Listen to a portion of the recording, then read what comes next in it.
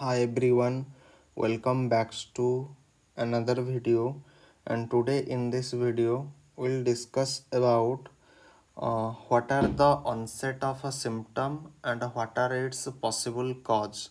So here is a box 1.5 that dictate about the onset of the symptom and what are its possible cause. So today's our topic of headline is about using the time course of symptom to suggest an underlying cause.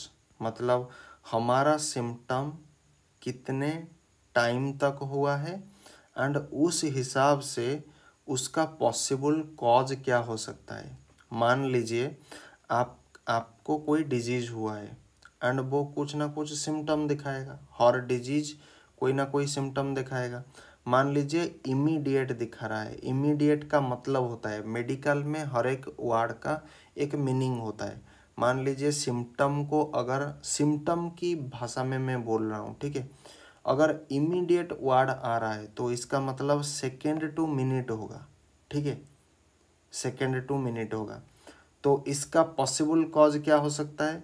इसका possible cause vascular हो सकता है, मतलब thrombotic हो सकता है या फिर एम्बोलिक हो सकता है।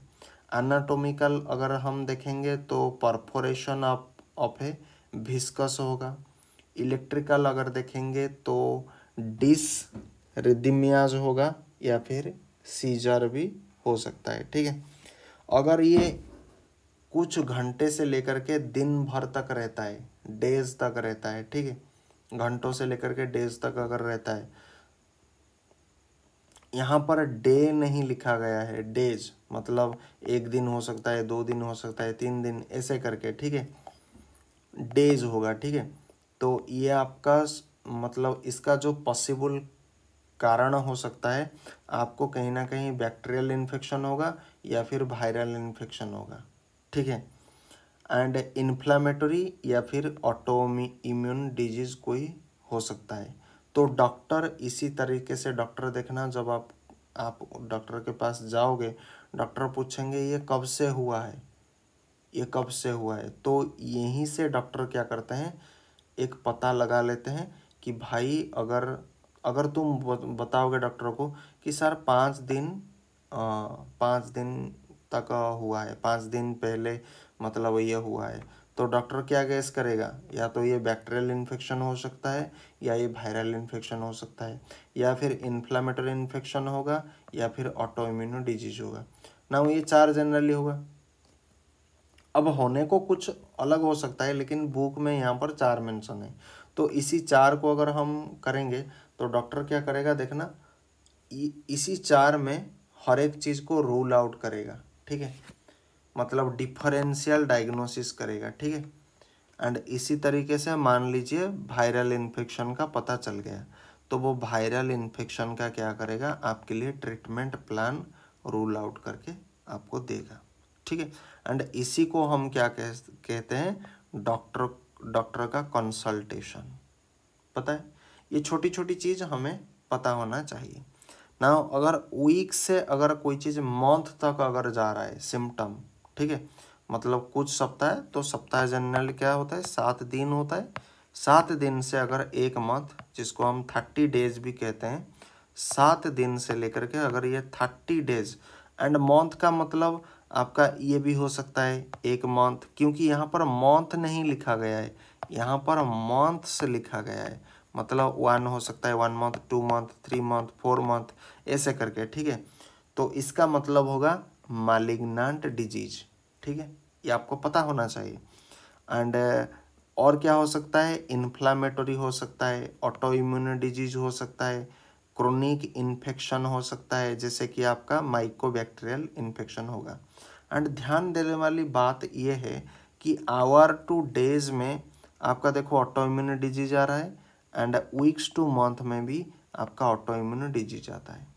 तो यही से असली खेल होता है। डॉक्टर धीरे धीरे क्या करेगा, रूल आउट करेगा, ठीक है। तो आवर टू डे अगर होगा ऑटो इम्यून डिजीज हो सकता है, वीक्स टू मंथ भी अगर होगा तो ऑटो इम्यून डिजीज हो सकता है। मतलब दोनों टाइम फ्रेम में ऑटो इम्यून डिजीज होने का ज़्यादा संभावना दिखाई देता है, ठीक है। एंड मंथ्स टू अगर ईयर आ रहा है मतलब 1 मंथ 2 मंथ 3 मंथ ऐसे करके, अगर ईयर्स में भी आपको यहाँ पर ईयर नहीं लिखा गया है, यहाँ पर ईयर्स लिखा गया है, मतलब 1 ईयर हो सकता है, 2 ईयर 3 ईयर 5 ईयर ऐसे करके। तो मंथ्स टू ईयर अगर हो रहा है तो ये एक डीजेनरेटिव कंडीशन है। ये सब पढ़ाऊंगा, डीजेनरेटिव कंडीशन क्या होता है, माइकोबैक्टीरियल क्या होता है, ठीक है। समय मिलेगा तो इसके ऊपर ज़रूर हम ध्यान देंगे। नाउ और क्या हो सकता है, फाइब्रोटिक डिजीज हो सकता है, फाइब्रोटिक डिजीज। तो ये हो गया है कि मुझे जब एंड ये मैं कहाँ किस बुक से पढ़ा रहा हूँ, Kumar and Clarks clinical medicine, ठीक है। ये 10th एडिशन है, ठीक है। आप यहाँ पर देख सकते हो, यहाँ पर शायद मेंशन नहीं है, लेकिन इसको देखते हुए आपको क्या लगता है, ठीक है। अगर समवन देखो कोई भी चीज़ ना पढ़ने के लिए किसी को कोई चीज़ का पाबंद नहीं है, ठीक है। मेडिकल किताब आपको थोड़ा बहुत पढ़ना चाहिए। अगर आप क्लिनिकल फार्मासिस्ट में काम कर रहे हो तो थोड़ा हायर वर्जन आपको देखना चाहिए जितना समझ सकते हो, क्योंकि देखो ये हमारे कोर्स में ये ऑलरेडी नहीं है, लेकिन आपको कुछ एक्स्ट्रा चीज़ पता होना चाहिए।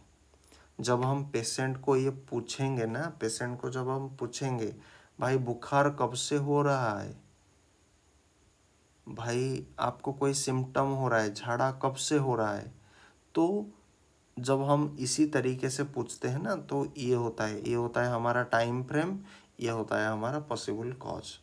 अगर इमीडिएट होगा तो इसका पॉसिबल कॉज ये हो सकता है, अगर आवर टू डे होगा तो इसका पॉसिबल कॉज ये हो सकता है। तो डॉक्टर ऐसे ही आइडेंटिफाई करते हैं, ठीक है। वीक्स टू मंथ होगा तो ये जितने भी होगा, मंथ्स टू ईयर अगर होगा तो ये सारे हो जाएगा, ठीक है। तो आज के वीडियो के लिए इतना ही, मिलते हैं ऐसे ही इंटरेस्टिंग वीडियो के लिए। तब तक के लिए जय Hind, Vande Mataram, thanks for watching, Bharat माता की जय।